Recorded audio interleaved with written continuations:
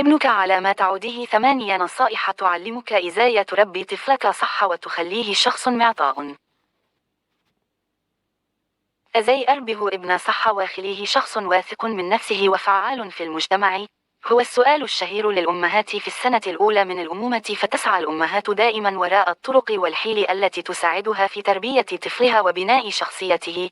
وحسب ما ذكره موقع Parenting for Brain، إذا أردنا تربية الأطفال بشكل سليم فيمكننا المساعدة في توجيه أطفالنا نحو العادات والسلوكيات التي تعزز سمات الشخصية الإيجابية، مثل اللطف والكرم والتعاطف مع أولئك الأقل حظاً أو الذين يحتاجون إلى المساعدة.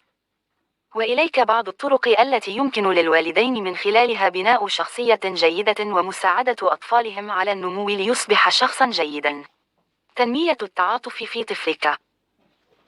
يعد الذكاء العاطفي والتعاطف، أو القدرة على وضع نفسه مكان شخص آخر والنظر في مشاعره وأفكاره، أحد أهم السمات الأساسية للأشخاص الطيبين. أظهرت الدراسات أن امتلاك حاصل عاطفي مرتفع، أي القدرة على فهم مشاعر الفرد ومشاعر الآخرين، يعد عنصراً مهماً للنجاح في الحياة.